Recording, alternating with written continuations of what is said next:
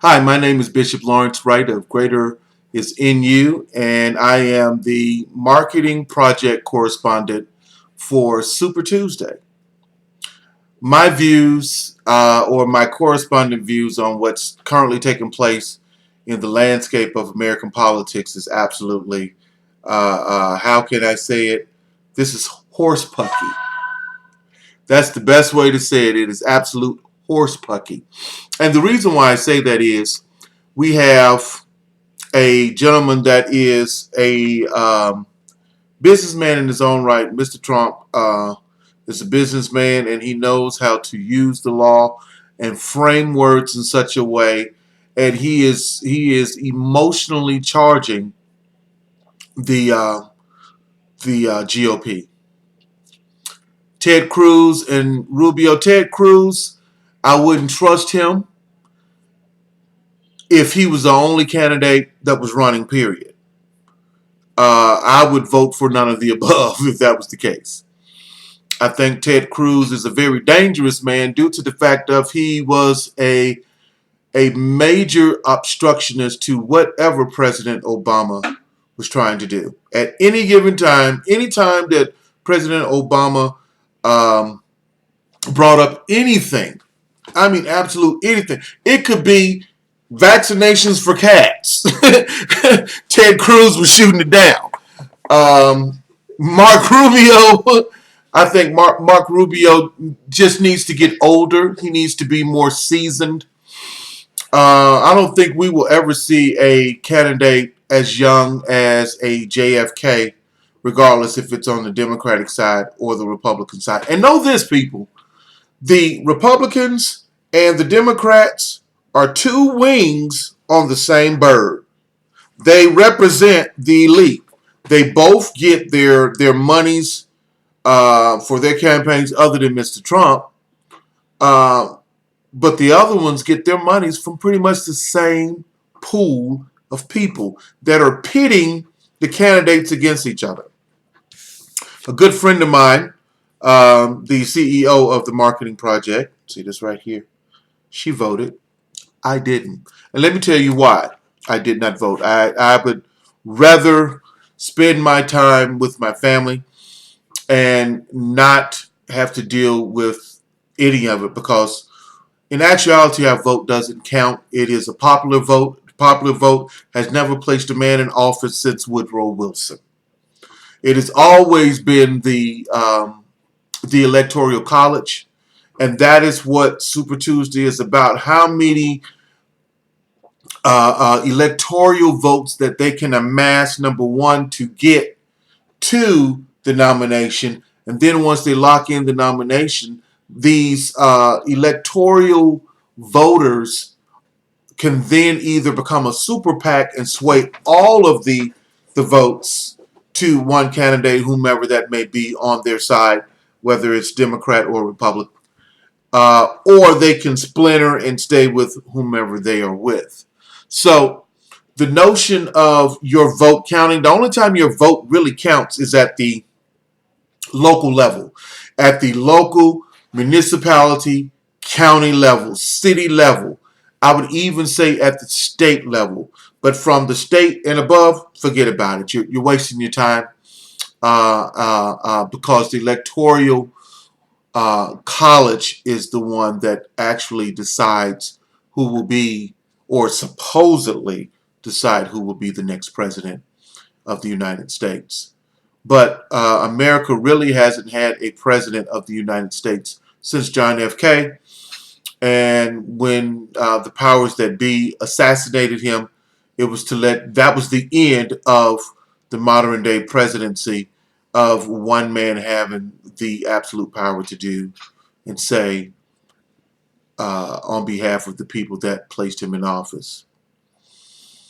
So, again, on the Republican side, everybody's up in arms about Donald Trump. Donald Trump is strumming up the bass. It lets you know automatically right there. He's race baiting. He is using race as an issue. I can't tell you how many times I've read articles in the past couple of days of everywhere he Donald Trump is going to speak or have spoken, that he has all the black folks, all the Muslims removed.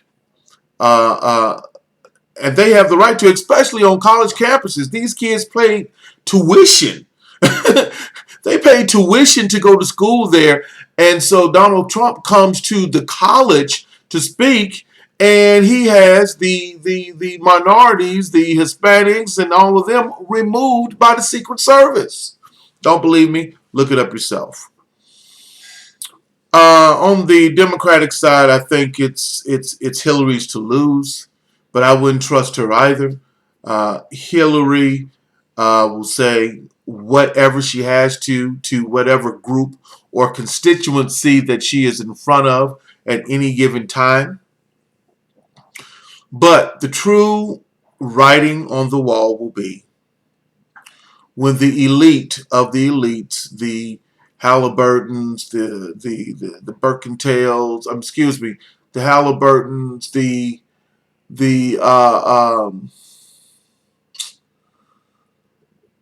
Federal Reserve Chairman, basically the Illuminist and the very elite of the country will want certain things to be passed, certain laws to be set forth and placed on the floor of Congress and passed as law, and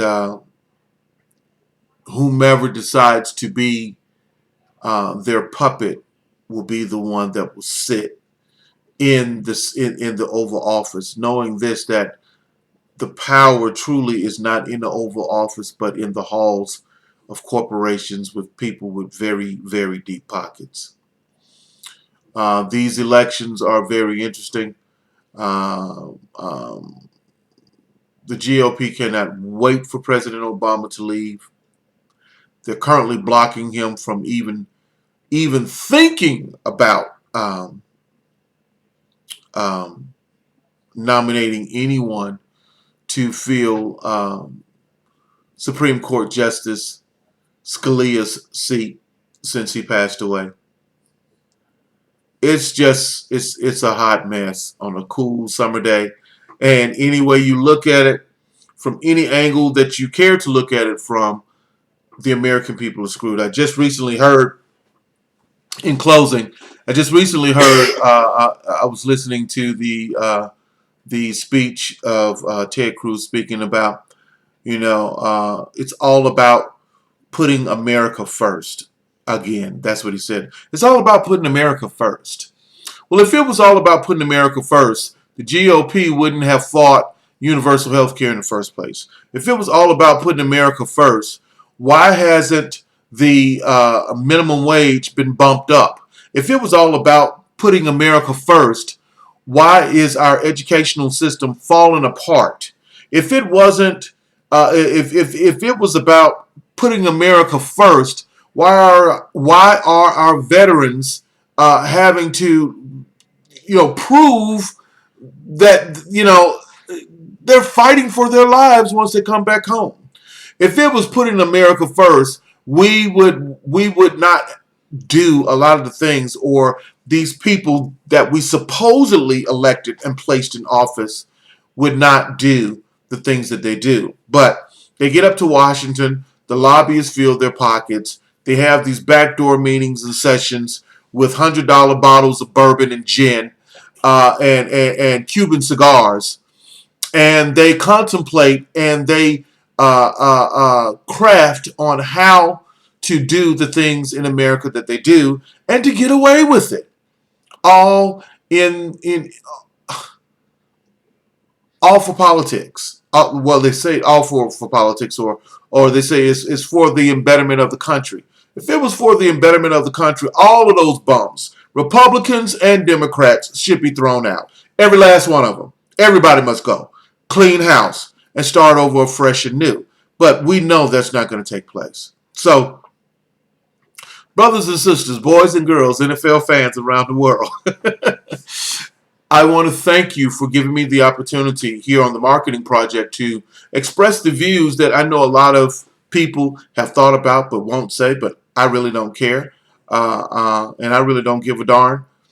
And I could care less about Donald Trump, Ted Cruz, Ben Carson, Mark Rubio, Hillary Clinton, or Bernie Sanders, because, like I said, they are all two wings connected to the same bird.